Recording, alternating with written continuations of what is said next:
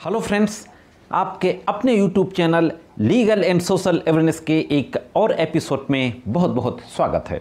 मैं करीम अहमद सिद्दीकी एडवोकेट।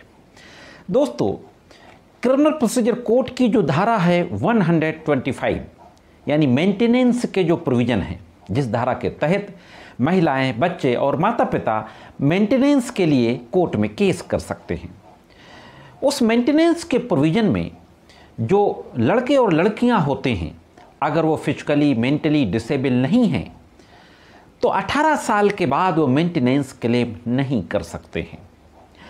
लेकिन दोस्तों, अभी 1 नवंबर 2023 को इलाहाबाद हाई कोर्ट के द्वारा इस संबंध में एक बहुत ही महत्वपूर्ण लैंडमार्क जजमेंट दिया गया। यह कानपुर का केस था। इलाहाबाद हाई कोर्ट पहुंचा। इलाहाबाद हाई कोर्ट के द्वारा 1 नवंबर 2023 को इसमें एक नया जजमेंट डिलीवर किया गया। आज के इस एपिसोड में मैं इसी जजमेंट के बारे में बातचीत करने जा रहा हूं। यह जजमेंट उन तमाम लड़कियों को जो कि अपने माता पिता से अलग रह रही हैं, बालिग हो चुकी हैं, उनको बहुत ज़्यादा रिलीफ मिलेगी दोस्तों। तो बहुत महत्वपूर्ण जानकारी है। अगर आप जूनियर एडवोकेट हैं, आपने अभी प्रैक्टिस शुरू की है, तो भी ये जानकारी आपके काम आएगी। और अगर आपका कोई इस तरीके का मामला अदालत में विचाराधीन है, तो भी ये वीडियो आपको देखना चाहिए। तो देखते हैं कि संपूर्ण जानकारी क्या है और इलाहाबाद हाई कोर्ट के द्वारा फाइनली किस तरीके का जजमेंट पारित किया गया। इलाहाबाद हाई कोर्ट के जजमेंट के बारे में बातचीत करने से पहले हम देख लेते हैं कि जो केस इलाहाबाद हाई कोर्ट गया था, इसके फैक्ट क्या थे। बहुत ही ब्रीफ में एक नज़र डालते हैं केस के फैक्ट पर। फैक्ट कुछ इस तरीके के थे कि जैसे नॉर्मल हस्बैंड वाइफ के बीच में डिस्प्यूट होता है, तो इस केस में भी हस्बैंड वाइफ के बीच में मैट्रिमोनियल डिस्प्यूट हो जाता है और डिस्प्यूट के चलते दोनों एक दूसरे से अलग हो जाते हैं। जो बड़ी पुत्री थी, जिसकी उम्र करीब 13-14 साल के आसपास थी, सेपरेशन के टाइम वो अपने फादर के साथ रहती है।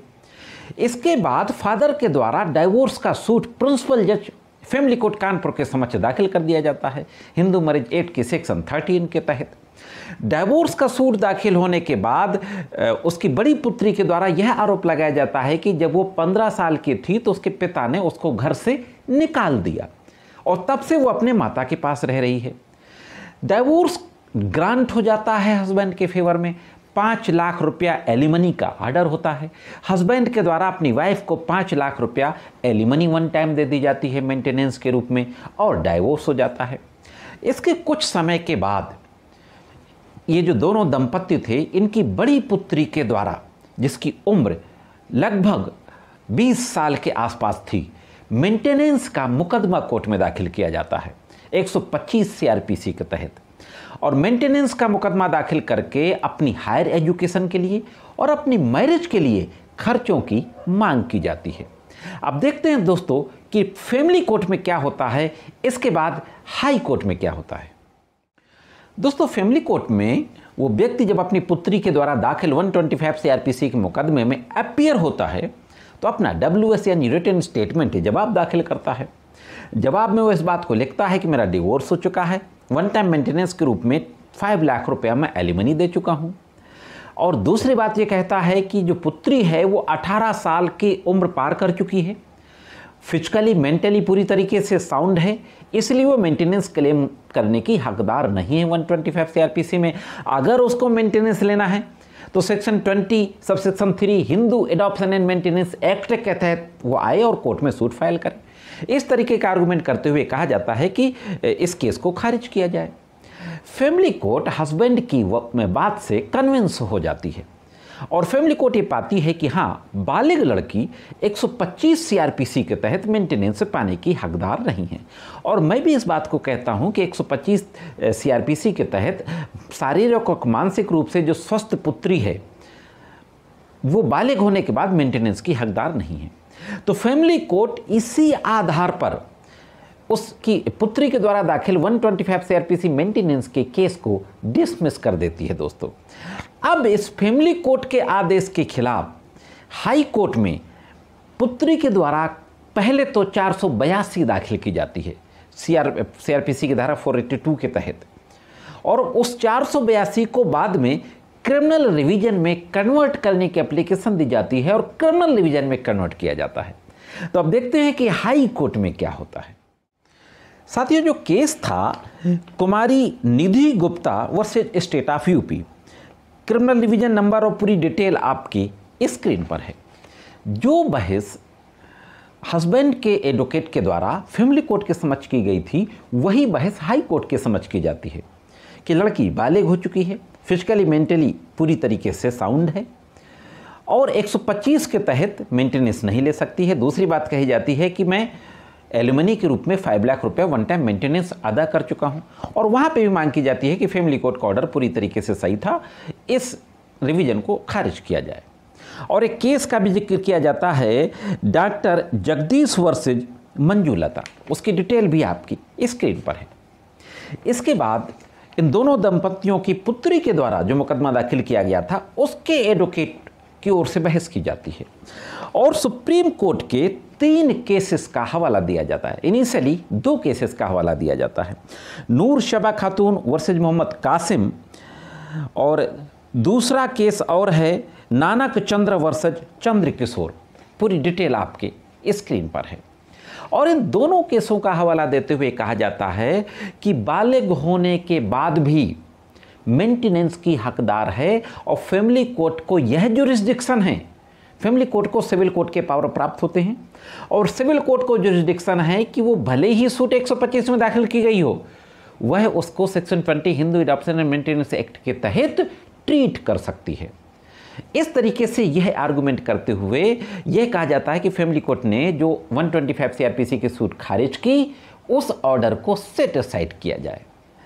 अब दोस्तों देखते हैं कि हाई कोर्ट के द्वारा क्या कहा जाता है, क्या टिप्पणी की जाती है और फाइनली किस तरीके का आदेश दिया जाता है।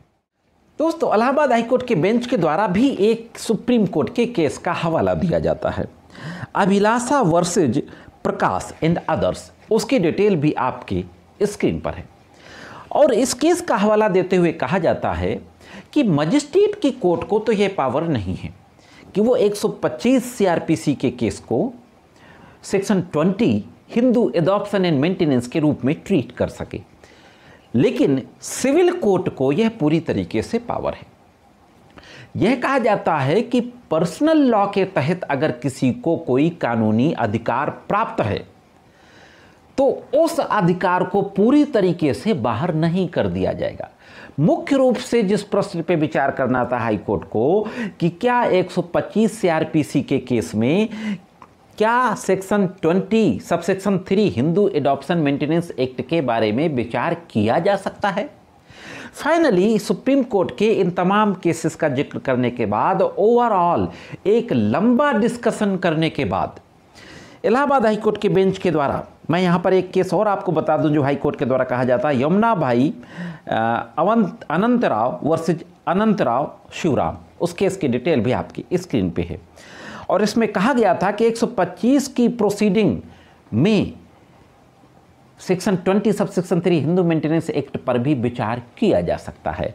तो फाइनली दोस्तों जो कहा गया हाई कोर्ट के द्वारा कि family court has got jurisdiction to decide the case under section 125 CRPC as well as maintenance under section 20 subsection 3 of the Act of 1956।